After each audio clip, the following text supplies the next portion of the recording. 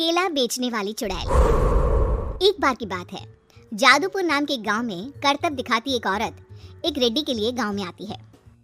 आइए आइए मेहरबान कदरदान, खाइए रोहड़ा के ताजे ताजे केले, कभी खाए नहीं होंगे ऐसे केले, पीले पीले केले खाइए। ये कहकर रोहड़ा हाथों में 4 केले लिए उन्हें सर्कल में जोर जोर से हवा में उछालती हुई करतब दिखाती है, जिसे देखकर आसपास के सारे बच्चे अपने अपने मम्मी पापा से उस औरत के पास जाने की जिद करने लग जाते हैं। पापा ऐसा तो सर्कस में बॉल से होता है ना, ये आंटी तो केले से कर रही है, चलिए ना पापा देखते हैं। रोहड़ा एक पतली सी तार पर चलती हुई केलों से करतब दिखाती है। आते जाते सभी लोग बाहर रुककर उसके करतब देखते हैं और वाह वाही करते नहीं थकते। जैसे ही एक आदमी पास आकर उसे पैसे देने लग जाता है, तब वो कहती है, अरे नहीं नहीं साहब, मैं करतब तो बच्चों के मन को बहलाने के लिए करती हूँ, धंधा तो मेरा केले का है। पीछे देखो मेरी रिड्डी, जो भी मेरे केले खाएगा मेरी तरह चुस्त दुरुस्त और तंदुरुस्त हो जाएगा। पता चलता है क्या कि मेरी उम्र 55 की है। अरे पर ऐसे ठंड के मौसम में कोई केला क्यों खाएगा?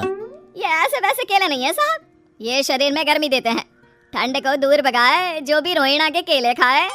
पापा अगर मुझे केले नहीं मिले तो मैं घर नहीं जाऊंगी। तभी उसके पापा कहते हैं कि बेटा केले ठंड में कभी गर्मी नहीं देते, ये सब कहने की बातें हैं, सामान बेचने का तरीका है इनका।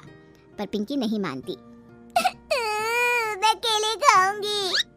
पिंकी की जिद के आगे नत्थू हार जाता है और उसे केले खरीद कर दे देता है। पिंकी खुश होकर केले घर ले आकर खाती है। अब मैं भी करतब करूंगी, कितना मजा आएगा, जादुई केले। पिंकी पहला केला खत्म भी नहीं करती कि वो बेहोश हो जाती है। दूसरे केले से एक काला धुआं आता है और रोहड़ा चुड़ैल बनकर बाहर निकल आती है।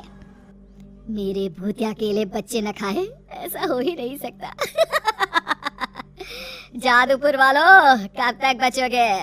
आ गई हूँ मैं रोहड़ा, जिसका कोई नहीं कर सकता सामना।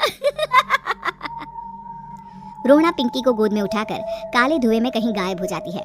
शाम के वक्त नत्थू घर लौटता है और पिंकी को घर में ना पाकर उसकी माँ से कहता है, माँ पिंकी कहाँ है? अरे बेटा, उसे तो तू सुबह करतब दिखाने ले गया था ना, फिर कहाँ वापस आए तुम दोनों? मुझे लगा तू उसे अपने साथ मंडी ले गया होगा। हे भगवान, मेरी बच्ची कहाँ गई? मैं उसे घर ही तो छोड़कर गया था माँ। नत्थू गांव के घर कोने में अपनी बेटी को ढूंढता है, पर उसे वो कहीं नहीं मिलती।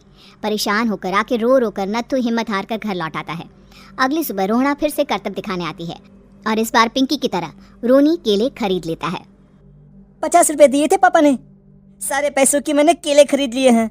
अब मैं भी आंटी की तरह ही करतबबाज बन जाऊंगा। यही सोचते हुए रोनी केले खाता है और पहला अकेला केला आधा खत्म भी नहीं करता कि चुड़ैल उसके सामने आ जाती है।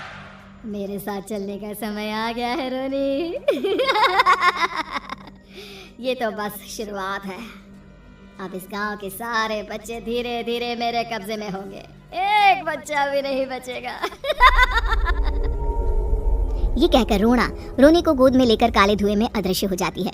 इसके बाद हर रोज गांव में से कोई ना कोई बच्चा गायब होता, पर ऐसा क्यों हो रहा है किसी को भी समझ में नहीं आ पा रहा था। रोज की तरह अपनी बेटी पिंकी की तलाश में नत्थू गांव के एक तालाब के पास बैठा रो रहा था। कहाँ गई मेरी पिंकी? शकुंतला के जाने के बाद एक वही तो मेरा सहारा थी। अरे उसकी आत्मा कोस रही होगी मुझे कि मैं अपनी बच्ची को संभाल भी नहीं पाया। नत्थू ये कहता हुआ रो ही रहा था कि तभी तालाब में से उसे शकुंतला की आवाज सुनाई देती है। कहाँ थी तुम शकुंतला? हमारी बच्ची और सारे गायब हुए बच्चे रोहड़ा के कब्जे में हैं। वो बच्चों को जो केले देती है उससे बच्चे बेहोश हो जाते हैं और उसके कब्जे में आ जाते हैं और वो उन्हें ले जाकर काली दुनिया में ले जाती है। पर वो ऐसा क्यों कर रही है? ये मैं नहीं जानती, पर उस दुनिया का रास्ता मैं आपको बता सकती हूँ। जहाँ ये नदी खत्म होती है वहाँ एक केले का पेड़ है, उसके नीचे एक दरवाजा है, वहीं से रास्ता जाता है उस दुनिया का। ये कहकर शकुंतला की आत्मा गायब हो जाती है। गांव के सभी लोग झुंड बनाकर उसी रास्ते से काली दुनिया में चले जाते हैं और वहां देखते हैं कि सारे बच्चे वहां काम कर रहे थे। पापा मुझे ले चलो यहाँ से, पापा पापा। सभी बच्चे अपने मम्मी पापा से लिपट जाते हैं। तो तुम लोग यहाँ तक आ गए? क्यों हमारे बच्चों को पकड़ लिया तूने? तुझे शिकार ही बनाना है तो ले, हम सब आ गए हैं, हमें खा ले। नहीं, मुझे बच्चे चाहिए, मेरे बच्चे के बदले तुम लोगों के बच्चे। क्या मतलब? मैं इसी गांव में रहने वाली एक औरत थी।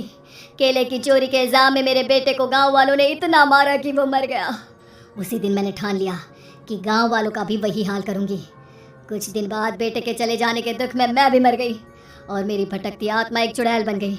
और फिर मैंने बदला लिया तुम सबके बच्चे छीनकर। बर्दाश्त नहीं कर पाए ना, सोचो मुझ पर क्या बीती होगी। हमें माफ कर दो रोना, पता नहीं है किसकी गलती थी पर हम सभी माफी मांगते हैं। हमारी खुशियाँ लौटा दो, तुम भी तो एक माँ हो। गांव वालों की बात सुनकर रोना का मन पिघल जाता है और वो बच्चों को छोड़ देती है। उसके बाद काली दुनिया बच्चों के लिए जादुई दुनिया बन जाती है। अब कोई भी कभी भी वहां आ जा सकता था।